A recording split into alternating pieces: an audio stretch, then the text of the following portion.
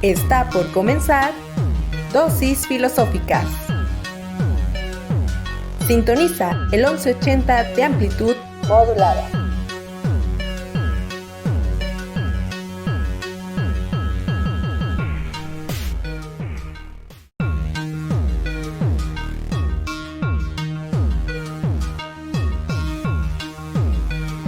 Está por comenzar Dosis Filosóficas. Sintoniza el 1180 de amplitud modulada.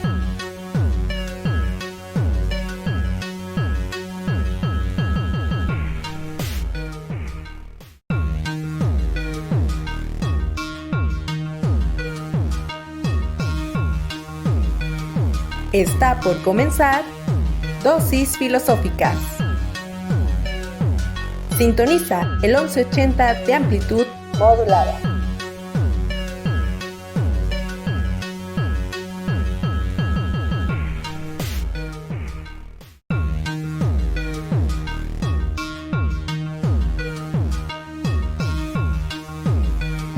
Está por comenzar Dosis Filosóficas.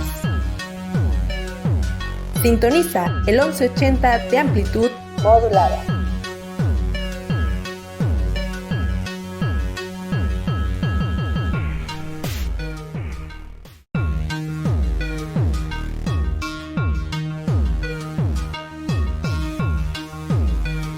Está por comenzar Dosis Filosóficas. Sintoniza el 1180 de amplitud modulada.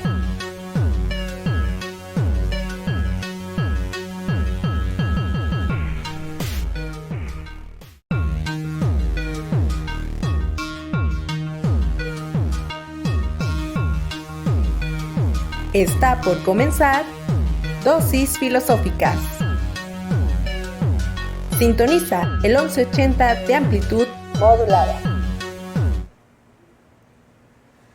Hola, buenas tardes, o días o noches, porque esto, aunque sea transmitido en vivo, queda ahí para la posteridad, ¿no?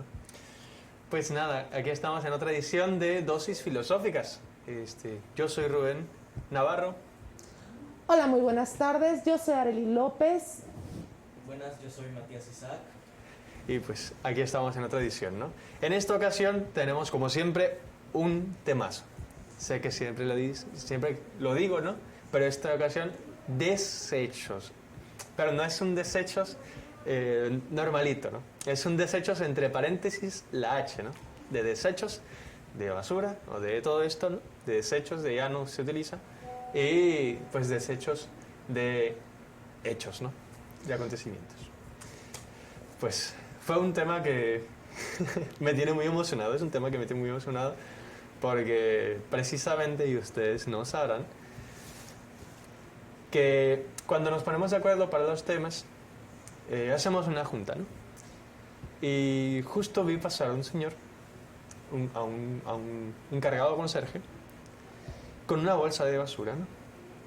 Y ahí se nos ocurrió el tema, lo dialogamos y sí, nos pareció muy bien. Entonces, cada quien hace su tareita y bueno, comenzamos entonces. Pues sí, comenzamos con mucho gusto de que estén ustedes acá acompañándonos, ya sea en vivo, ya sea en diferido. En el caso de que estén en vivo, seguramente estarán por ahí por la página de Dosis Filosóficas o por la página de Comunicación Radio WAPS, quienes por cierto también tienen por ahí un canal en YouTube, tienen MixLR y tienen múltiples plataformas, así como la ya tradicional del 1180 de AM, amplitud modulada.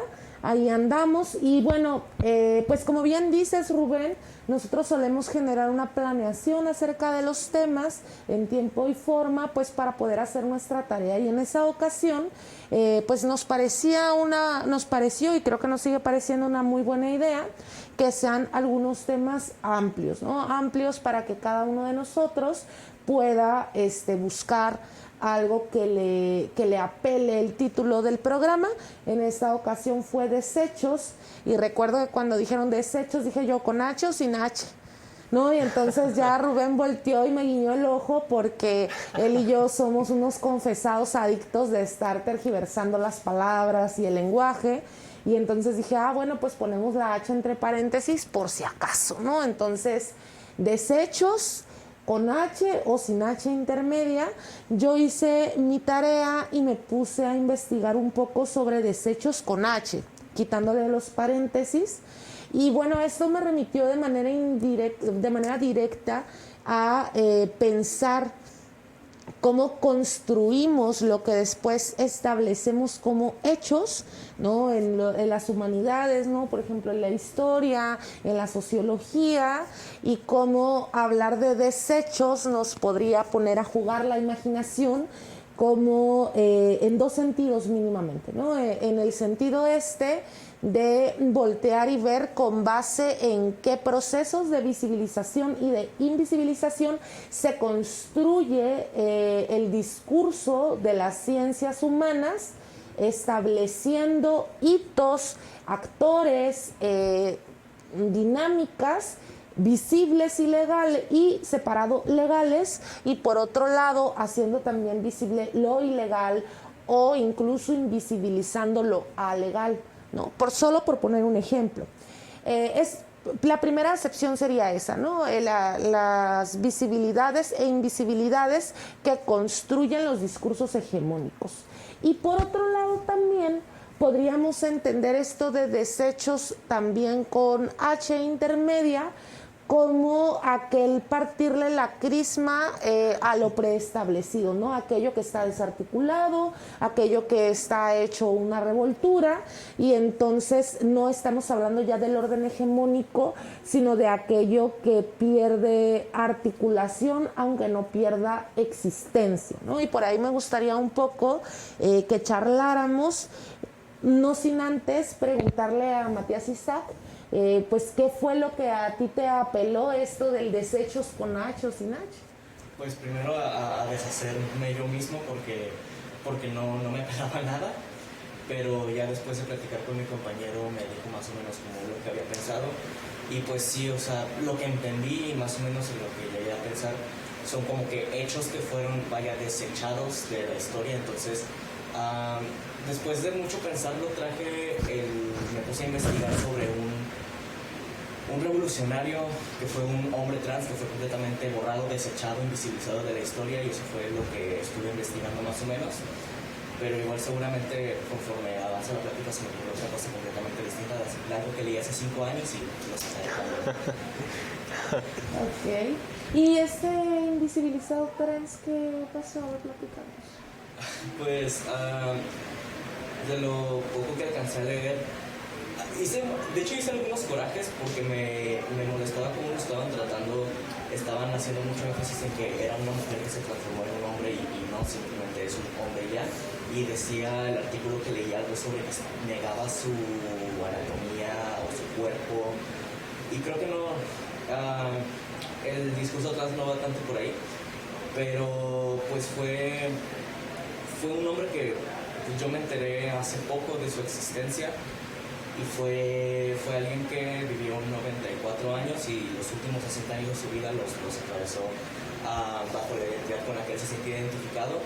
Es Amelio Robles, y estaba viendo que durante esa época muchas mujeres optaban por una vestimenta masculina para huir de la violencia, porque en tiempos de guerra aumenta la violencia contra las mujeres, la violencia sexual, la violencia física. Entonces ellas se vestían para hacerse pasar por hombres, así lo decía el texto, y pintaban como si el caso de Amelio también se estuviera tratando de hacer pasar por un hombre, pero en el artículo que leí resaltan que él, incluso después de la guerra, continuó con su apariencia masculina, y él pues luchaba por ser reconocido como un hombre y fue legalmente reconocido como un hombre. En aquel momento no se tenían los elementos médicos para hacer una transición física, una transición médica, como lo puede ser en el caso de los hombres trans o las transmasculinidades, la terapia de reemplazo de testosterona, la mastectomía y la faloplastia o metrosexual, que es la reasignación de sexo, por ponerlo en palabras comunes. Pero a pesar de ello, mediante la vestimenta, mediante el performance, como diría Judith Butler, pues logró hacerse reconocer como un hombre y vivir los últimos 60 años de su vida, pues como lo que él quería reflejar a la sociedad sobre sí mismo, sobre su vivencia interna del género. Uy, qué interesante. Y pues sí, nunca, o sea, en los libros de historia de la SEP o en general jamás vas a encontrar, pues para empezar jamás vas a encontrar a las personas trans. Si acaso vas a encontrar alguna pequeña mención, pero una pequeña mención mal hecha e incluso despectivamente hablando. Okay. Bueno, esto suena muy, muy interesante. Sería algo que sería muy, muy bueno abordarlo, pero debemos hacer un pequeño corte técnico. No se vaya, estamos aquí en Dosis Filosóficas.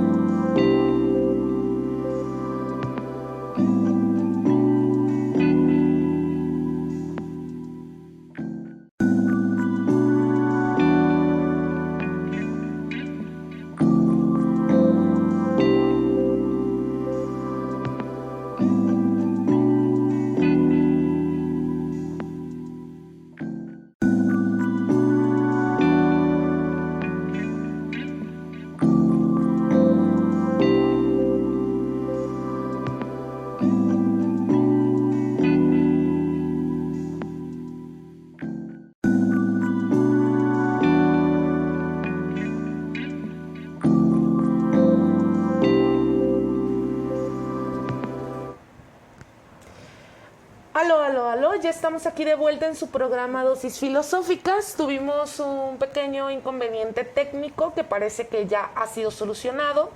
Y bueno, regresamos con este tema de desechos, ¿no?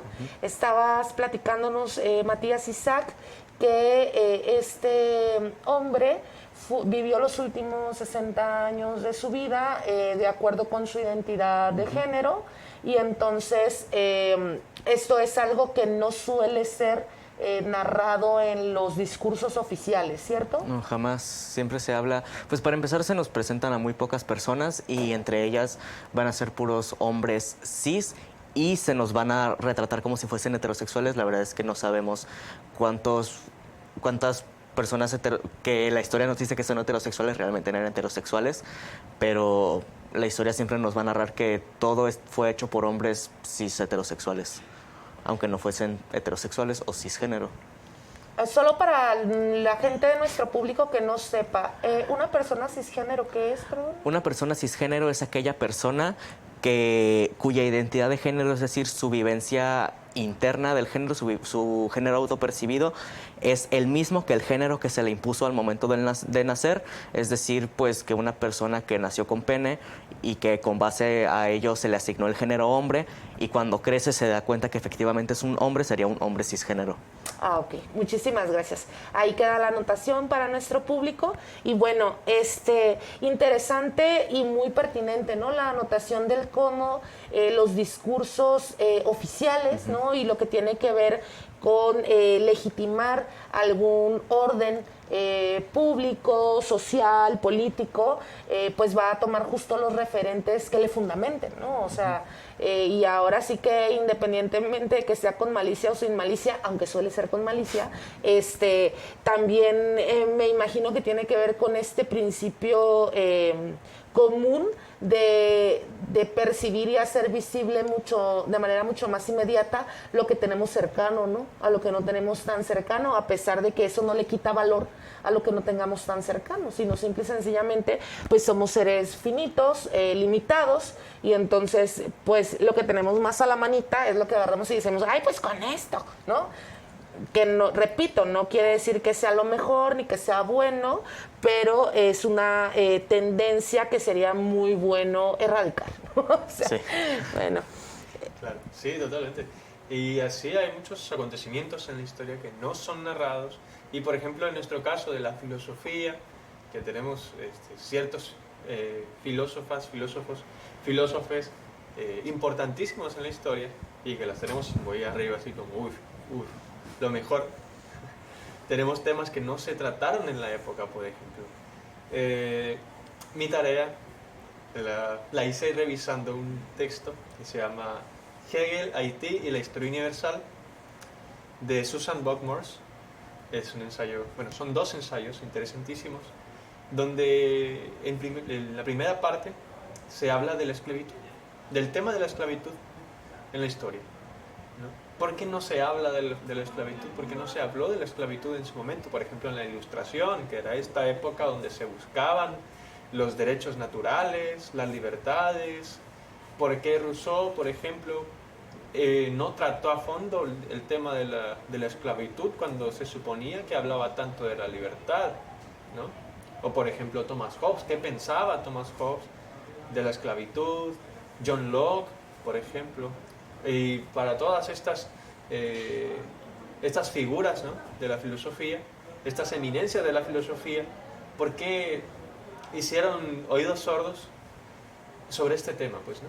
O sea, prefiero evitarlo, prefiero no tocarlo, prefiero hacer como que no existe, ¿no?, el tema de la esclavitud. Por ejemplo, John Locke, que decía que estaba en contra de la esclavitud, estaba a favor de la libertad, pero seguía defendiendo en sus prácticas, en su puesta en práctica, en su ejercicio, en su vivencia, la esclavitud. O por ejemplo, en la Declaración de Independencia, o en los revolucionarios estadounidenses, que estaban en contra de la esclavitud siempre y cuando no fueran ellos quienes esclavizaran.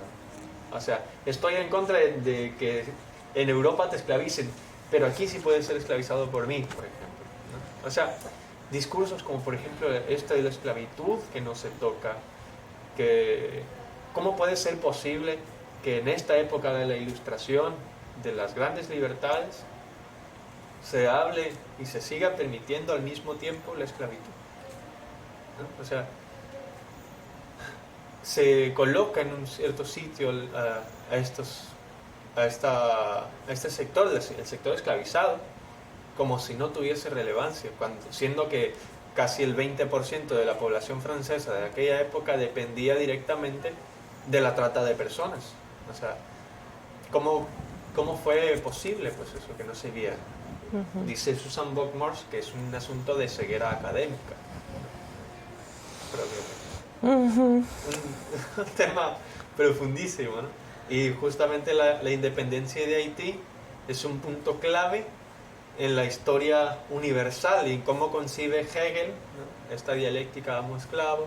Esta dialéctica amo-esclavo, gente, es un asunto de que, por ejemplo, el esclavo es a su vez amo, porque el amo depende también del esclavo, ¿no? O sea, es una relación dual, ¿no? O sea, ambas partes dependen de sí mismas, ¿no?, para existir. Entonces, vaya, esto de la ceguera academicista que comentas respecto a la situación del esclavismo me remite específicamente, por ejemplo, a nuestra formación como filósofas, ¿no? de qué manera nosotras hemos introyectado de repente pues lo que dice la tradición, ¿no? Que debe ser los grandecitos, los grandes pensadores, los grandes filósofos, y son filósofos, ¿no? Con O. Lo he platicado en más de una ocasión con amigas también egresadas de filosofía, filósofas de profesión, y el cómo cada una de nosotras ha llevado a cabo un camino individual afuera del aula de clases, donde buscamos nuestra genealogía, ¿no? Genealogía en tanto que nuestras antecesoras, ¿no? Las filósofas esas que con vida, con obra, con textos, con prácticas, con generaciones de espacias, ¿no? De filósofas, han ido generando propuestas teóricas, prácticas y prácticas también, ¿no? Y no se trata solamente como de, sí, pues podemos ahora dar clases en las escuelas, ¿no? En las universidades o en las prepas o en las primarias o qué sé yo, sino ¿qué es lo que estamos perpetuando, no? ¿Cuáles son los criterios bajo los cuales reconocemos los hechos, ¿no? Las tradiciones, los pensadores, y qué tanto visibilizamos o invisibilizamos o legitimamos a través de la ignorancia, pues el que continúen estos criterios a veces construidos desde una epistemología que no considera sesgos de género, ¿no? Que atraviesan a todas las personas que encarnan dicha epistemología. Habría que ver, ¿no? Que tantas filósofas, así como luego dicen, a ver, mencionen científicas, pues también, ¿no? A ver, mencionemos filósofas, mencionemos arquitectas, mencionemos comunicólogas, ¿no? Que hayan marcado una pauta, y no podemos, o sea, sería inmoral, ¿no? Casi ilegal decir que no han habido grandes mujeres, hombres, pero hablando yo desde mi posición como filósofa profesional, que no han habido sería inmoral decir que no han habido grandes mujeres que también dentro de la tradición filosófica mexicana han marcado propuestas teóricas, prácticas, prácticas, fundado centros de investigación, llevado a cabo eventos, ¿no? De índole académico y también de índole callejero, ¿no? Porque las filósofas mexicanas mucho han tomado la calle, los centros culturales, el barrio, todos estos ámbitos donde la gente se asiste entre ella, pues, ¿no? Entonces, pues un poco el ejercicio del desecho, ¿no? Del desecho con H es justamente cuestionar qué tanto nos han desechado sin H y qué tanto nosotras, nosotros o nosotres nos seguimos desechando sin H, justamente al no hacer un ejercicio de crítica, de separado, construcción de una genealogía que nos brinde las pautas, ¿no? Para dignificar nuestros proyectos, nuestras aspiraciones, nuestros criterios de valor. Claro. No, pues, o sea, no tengo nada más que agregar, creo que lo has dicho pues bastante bien.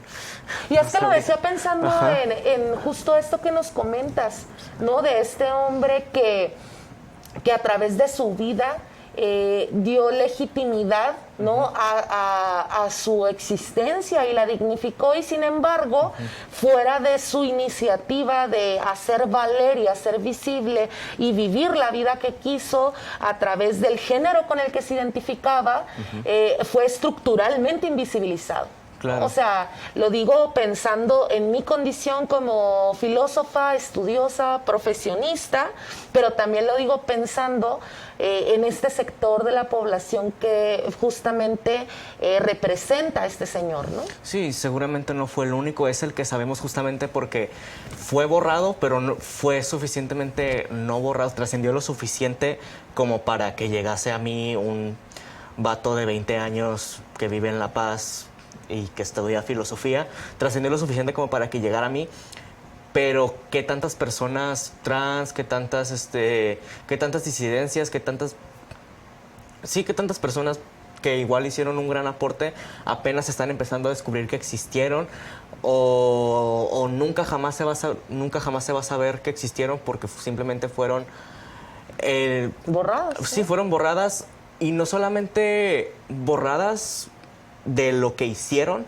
sino que justamente las condiciones estructurales les impidieron hacer todas las cosas que ellas eran capaces de hacer. Entonces es un borrado de la existencia de todo aquello que no se adapte a la hegemonía. Sí, es una aniquilación sistemática y estructural, ¿no? De todo lo que no se adecue a la norma, ¿no? A la norma de género, de pensamiento, a la matonorma, a todo aquello que no corresponda, es decir, no responda de manera paralela a la propuesta del sistema, ¿no? Sí, de lo dominante. Y que ponga en peligro su perpetuación, que al final es lo que quiere. Todo ser es lo que quiere perpetuarse. Todo ser vivo o todo sistema busca perpetuarse, y la mera existencia de las disidencias impiden que el patriarcado, que el sistema colonial, que el capitalismo se siga perpetuando. Sí, que incluso hemos visto también en el transcurso de las décadas cómo los sistemas políticos, económicos, jurídicos han realizado transformaciones significativas justo por estos, con base en estos choques, ¿no? Entre las luchas sociales y los sistemas imperantes, ¿no? De que ya es imposible que se mantengan de la misma manera. Entonces, ahora sí que, como dice el dicho, transformarse o morir. Y entonces tenemos este enorme bagaje de historias con H minúscula que hacen posible ir generando un discurso acomodaticio a la hegemonía que le ha permitido transformarse de manera muy mañosa, pero ese mismo bagaje también ha permitido que quienes hemos querido acercarnos a estas otras historias tengamos la materia prima para poder construirnos con base en estos que estuvieron o quienes estuvieron antes que quienes estamos ahora, ¿no? Pues sí, yo creo que aunque sea muy poco a poco vamos avanzando, aunque de alguna forma el sistema nos vaya integrando, como yo creo que el ejemplo más claro que se me viene a la mente es el capitalismo rosa, de cómo pues sí, el capitalismo ahora en vez de luchar contra las disidencias nos vende, sí, pero de una forma súper vacía y blanca y androcéntrica, porque todo el capitalismo rosa son hombres cis gays y blancos, y difícilmente vas a ver una pareja sáfica, por ejemplo, pero no sé si es pensar en ello es desviarme mucho del tema. ¿No? ¿Podrías explicarle al público qué es una pareja sáfica? Es una pareja entre dos mujeres que pueden ser lesbianas, bisexuales, pansexuales, pero pues, sí es una pareja de dos mujeres. Ok, muy bien. Sí, justo, ¿no? O sea, este asunto de qué discursos y qué figuras se siguen reproduciendo, ¿no? O sea, a lo largo de la historia. Por ejemplo, en la ciencia, ¿no? Que muchas científicas,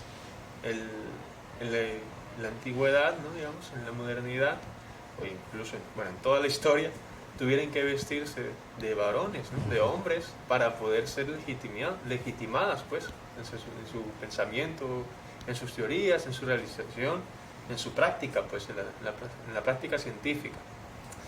Y, por ejemplo, se entiende, ¿no? Que la ciencia libera, pero ¿a quiénes libera, ¿no? O sea, ¿a qué servicios responde, a qué necesidades responde, por ejemplo, la ciencia, y qué deja de lado, qué necesidades básicas humanas deja de lado, que responde, ¿no? ¿Qué parte de los científicas, etcétera, ¿no? Aquellas personas que participan de la práctica científica son visibilizadas en tanto que personas, ¿no? O sea, es un asunto trágico de que no se visibilice. Incluso está en todos los ámbitos, ya lo decía aquí mi compañero, ¿no? O sea, en el asunto de la historia, de la consolidación de la personalidad, por ejemplo, ¿no? De las prácticas, de los gustos, en todos los sentidos, en la historia, incluso en esta relación seres humanos, animales no humanos y animales humanos, ¿no? Sí, que habría que comentar también que si bien es cierto, por ahí hay quienes sostienen, ¿no? Que la ciencia no es buena ni es mala, es ciencia.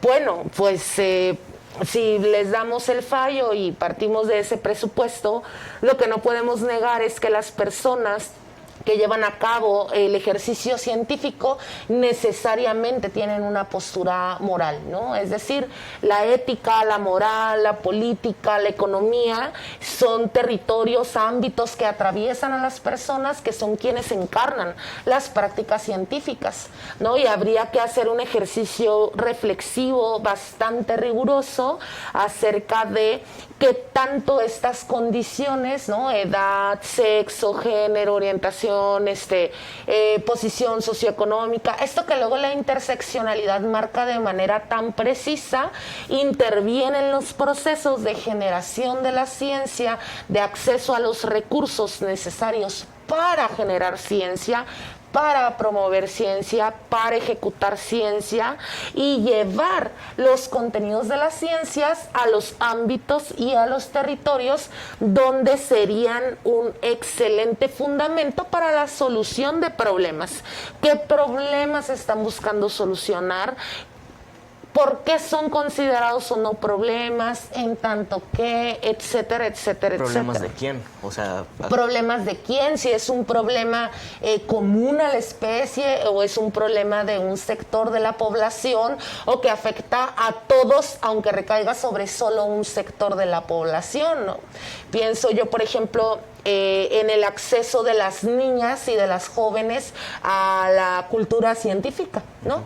O sea, ¿qué tanto nuestras niñas y nuestras jovencitas tienen acceso a una educación y a una cultura donde se promuevan pues el ejercicio de las ciencias, ¿no? Y no solamente de las ciencias humanas, sino sobre todo pienso en las ciencias naturales, ¿no? Donde de repente están tan normalizadas y normatizadas ciertas características intelectuales que si rascamos un poco podemos notar que pues no son indispensables de fondo, ¿no?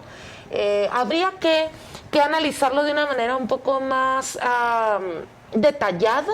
Sería muy bueno. Aquí le lanzamos el reto a la doctora Mónica Ramírez que se venga a sentar acá con nosotras, pero justamente ver a quién atiende, ¿no? En algún momento había por ahí un grupo, no me acuerdo ni qué grupo, que estábamos en una clase y decimos, bueno, es que nos queda claro que la ciencia no es ética y que ¿por qué? Porque ya tenemos los elementos, el conocimiento y la materia prima suficiente para entender que si quisiéramos ningún humano en este mundo moriría de hambre, ¿no?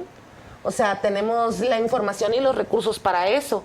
El problema es que la ciencia no sirve para el beneficio de la humanidad, sino que ya en las prácticas, en las políticas públicas, en la distribución de la riqueza a nivel mundial, pues sirve a los fines de quienes poseen los medios de producción, ¿no? Y a quienes les conviene perpetuar un sistema, reproducir un sistema de producción y de opresión sectorial. Sí, es que justamente la ciencia obedece a los intereses de quienes, o sea, la ciencia no es nada sin el dinero. O sea, para llevar a cabo pues experimentos científicos, simplemente para que la persona que esté realizando la investigación pues pueda mantenerse, subsistir, necesita, se me está yendo un poco el rollo, insumos materiales, sí, claro. Y necesita pues que alguien ponga el dinero, y quien esté poniendo el dinero es quien va a decidir hacia dónde va a ir la investigación.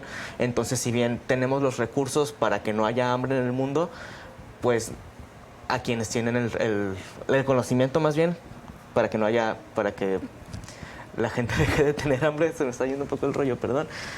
Pues sí, no, a fin de cuentas responde.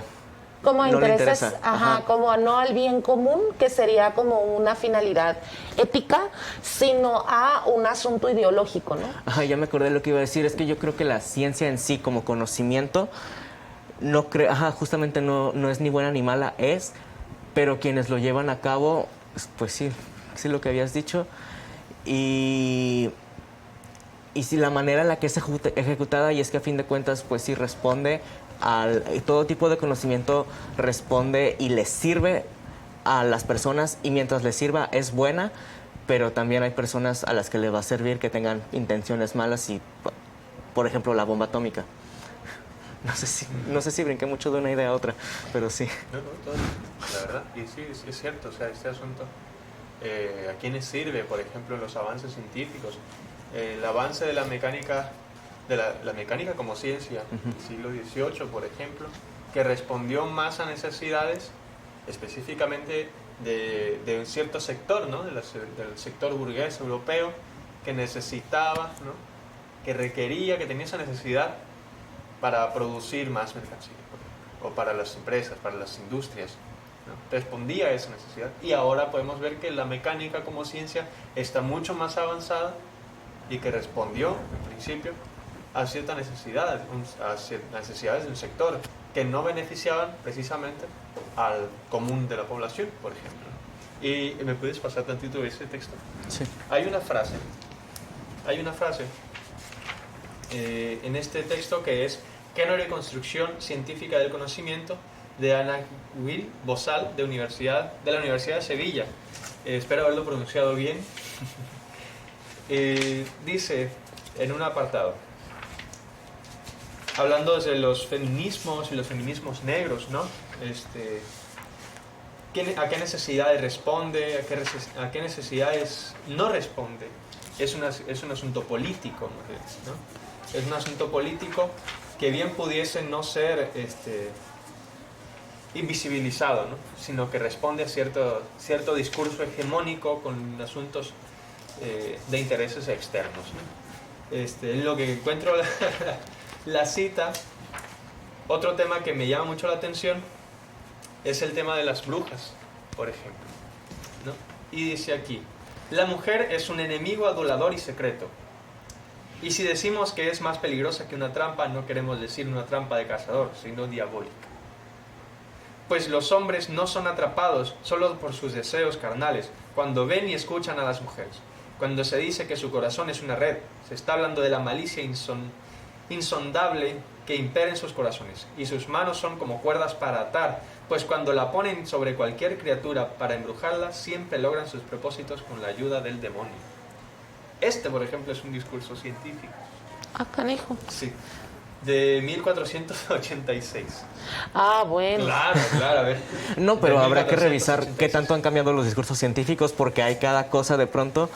En el siglo XIX, yo estoy muy enojado con la ciencia del siglo XIX porque legitimó discursos racistas, misóginos, transfóbicos, etcétera, que hasta la fecha siguen afectando la vida de muchas personas porque respondieron a los intereses de quienes tenían el poder, y quienes tenían el poder eran los hombres cis, blancos, heterosexuales. Sí, claro, o sea, este discurso, por ejemplo, científico, no se habla, no se trata en la historia de la ciencia, por ejemplo. No se trata, no se evidencia, no se pone de manifiesto en la historia universal, ¿no? No se trata esos temas. Se habla de los avances científicos, sí, pero no se habla de esta otra cara, ¿no? Por ejemplo. Y hablando entonces de los feminismos negros, que ya encontré la cita. Al fin. Dice lo siguiente. Ese hombre de allí dice que las mujeres necesitamos ser ayudadas con carruajes, ser levantadas al pasar las zanjas, y que en cualquier parte debemos tener el mejor lugar. Pero a mí nadie me ayuda nunca con los carruajes, ni me levantan al pasar las zanjas, o los charcos de barro, ni me ceden el mejor lugar. ¿Acaso no soy una mujer? Mirad mi brazo, he arado, plantado y recogido en los graneros, y ningún hombre encabezó mi tarea. ¿Acaso no soy una mujer? Podría trabajar y comer tanto como un hombre, si es que tenía, y llevar el látigo también. ¿Acaso no soy una mujer? He parido hijos y he visto cómo la mayoría de ellos serán vendidos como esclavos, y cuando lloré con la pena profunda propia de una madre, nadie excepto Jesús me escuchó. ¿Acaso no soy una mujer? Estos discursos no son visibles, pues, no se ponen de manifiesto en la historia, en los escritos de historia, por ejemplo, ¿no? Porque no responden al discurso hegemónico, no corresponden, como decías tú, Arely, a los discursos hegemónicos. Y así en la historia hay muchísimos acontecimientos y personajes invisibilizados, pues, ¿no? por ir en contra de este discurso. Y no solamente en este sentido de personas, sino también de estados. Por ejemplo, nuestro estado de Baja California Sur, cuando leemos la historia de México, se habla más de la historia del centro del país, pero no se habla de la historia de acá. ¿Dónde queda? ¿Dónde quedamos? ¿Dónde quedaron? O de la legitimación de los pues de la legitimación de los procesos para que se lleven a cabo logros, ¿no? A mí este tema me puso a pensar, y otros temas que andan por ahí pululando en el ambiente sudcaliforniano, pues me puso a pensar, ¿no? Que por más loable que sea el fin o el logro que se quiere alcanzar, luego hay que tener mucho tiento acerca de los medios a través de los cuales se alcanzan, ¿no? Porque en muchas ocasiones el fin puede sonar muy lindo, ¿no? Es como, wow, es lo que estábamos esperando hace años, pero con base en qué tipo de dinámicas, de procesos se están llevando a cabo estos fines, ¿no? Y justamente, o esta premisa, lo que sea que se esté abogando por legitimar. O sea, no solamente legitimamos el resultado, sino que junto con el resultado hay que tener precaución con qué procesos estamos legitimando para llegar a ese resultado. Y las secuelas que van a dejar estos procesos. Así es, o sea, que nos están enseñando, ¿no? Si yo agarro y digo, no, pues yo quiero que mi grupo aprenda y entonces voy a hacer que aprendan a toda costa y los voy a presionar y los voy a castigar y los voy a no me importa que truenen psicológicamente porque yo soy su profesora y entonces ellos tienen que aprender que la vida, y me pongo como en ese plan. Es como, bueno, tu fin de que aprendan es muy loable, pero ¿a costa de qué van a aprender? ¿Y qué es lo que realmente van a aprender con base en esos procedimientos y esas prácticas?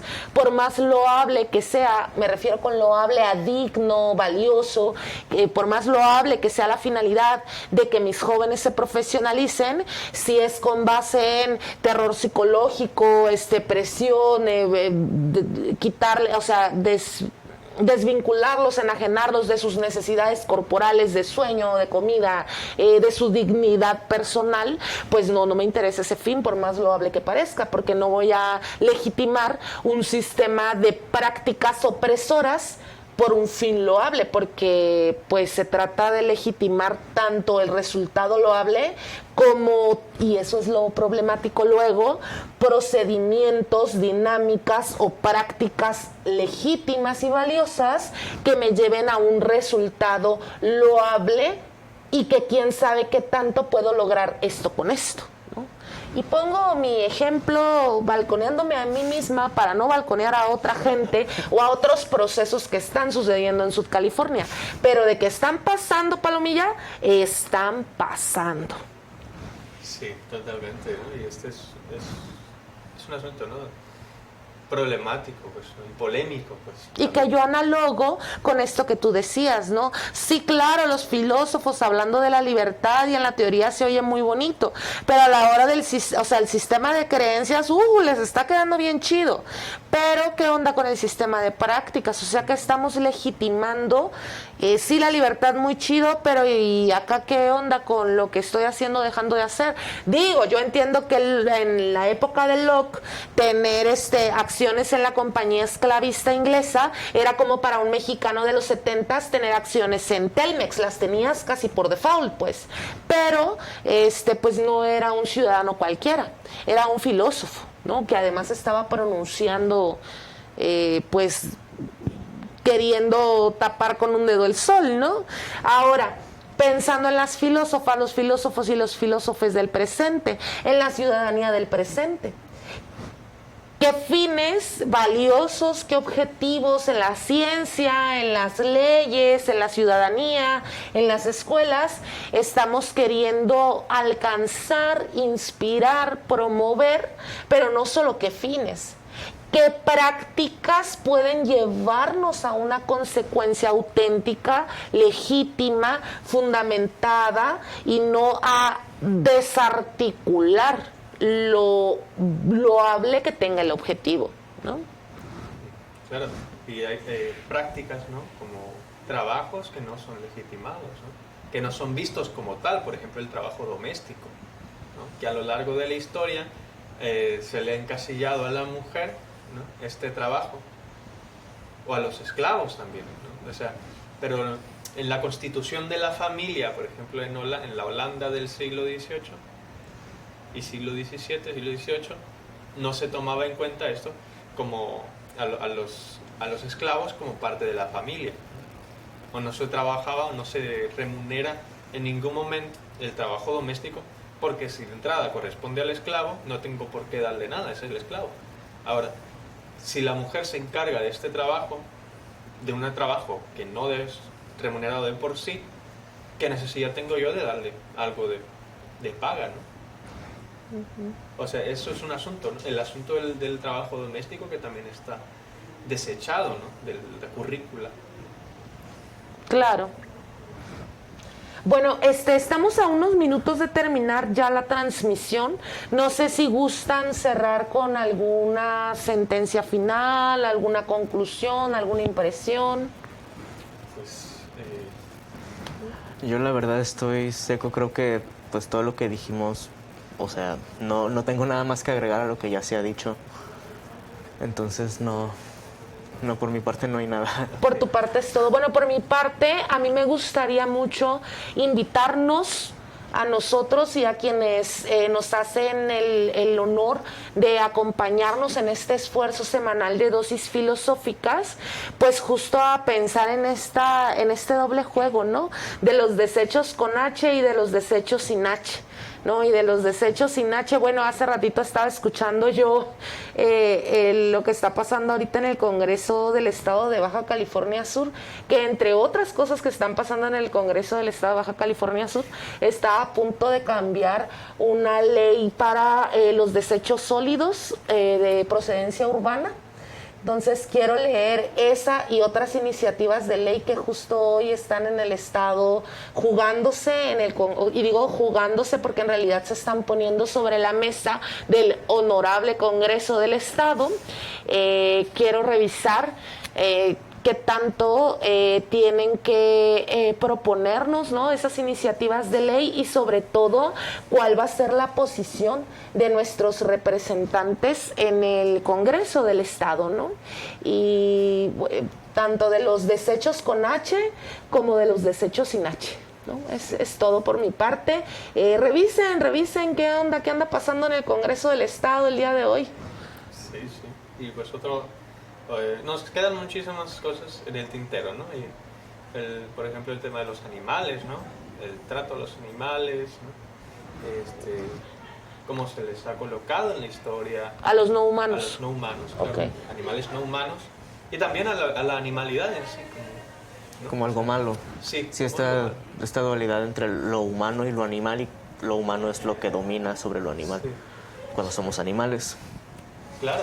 Entonces, hay muchísimos temas que tratar sobre este tema de los desechos, ¿no? Que se hace, por ejemplo, con los restos animales, ¿no? Pues es un asunto sensible, trágico, pero necesario de tratar, ¿no? Y no caer en la ceguera académica, ¿no? Así es. Bueno, pues nada, muchas gracias Matías Isaac, Rubén, Carolina, nuestra gran editora aquí, seguidora del staff, la tenemos como que entre que nos da todo el apoyo de la tierra, siempre con una sonrisa y mucha competencia, pero un poco también la arrastramos a nuestros temas y termina con ciertas rollos ahí existenciales y epistemológicos al final de los programas. Muchas gracias, Carolina. Gracias a ustedes por acompañarnos. No se pierda el próximo jueves. Ya andamos cerrando el semestre en Ciudad Universitaria, entonces andamos en las últimas dosis del semestre. Acompáñenos hasta el final, por lo menos de este ciclo de dosis filosóficas. Chaito. Bye. Bye. Hasta la próxima. Esto fue Dosis Filosóficas. Gracias por sintonizar el 1180 de amplitud modulada.